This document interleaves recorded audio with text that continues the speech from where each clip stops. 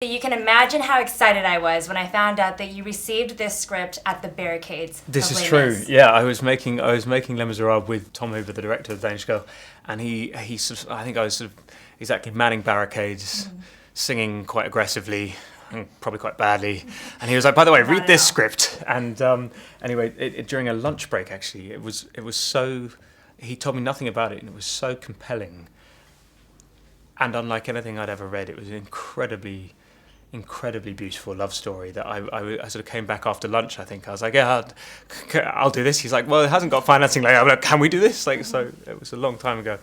You said it's a love story. I think when you ask other people what this film is about, they'll definitely say identity, courage, bravery, strength. But at its heart is this love story. It is. I mean, for me, in some ways, it sort of defined love in terms that are not to do with gender or to do with bodies or to do with physics. It's to do with souls, really, and I found that really incredibly beautiful. You went through this very real transformation throughout the entire film.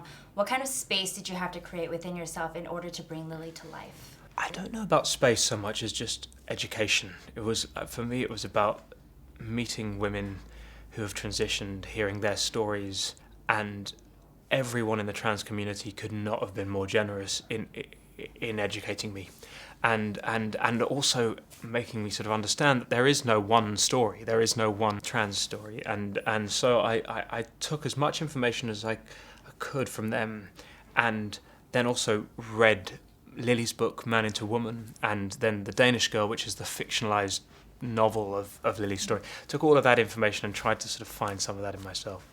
You could feel how emotional the film is because there were a lot of scenes where it's an emotional scene, but there was no music. And you can still tear up in those scenes without the music. Oh. So you know that that's also a testament to your acting skills, but there is real emotion in every scene. Well, what's interesting is it's about two people, really, and it's about... and what was lovely was getting to work with someone as extraordinary as Alicia, and in a film as intimate as this, that you really do. It felt like it was going to work every day. Every day was a challenge, but there was also great moments of joy as we sort of challenged each other, really. But I'm pleased you felt so, yeah. And you worked with a movement choreographer and a dialect coach? Yes, I did.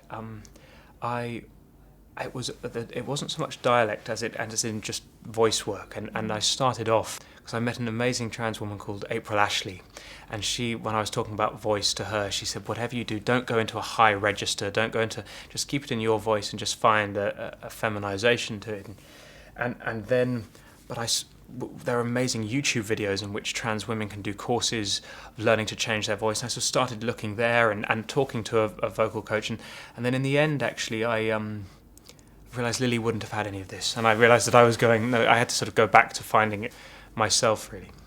What was the most important thing that you took away from her? Because I know you did Stephen Hawking before this, so every role that you take, you really grow from it. Yeah, I think, I mean, that this line that is used sort of on the poster of the film, which is find the courage to be yourself. I mean, it sounds so it sounds grandiose. But that notion of being yourself, you know how people in life, they go, "Oh, just be yourself." It's like as if that's the easiest thing in the world to do. And of course, what Lily had to go through to be herself was extraordinary. But I think for all of us, finding authenticity, and often in circumstances when people around you or society is refusing to accept that authenticity, it does take some sort of bravery.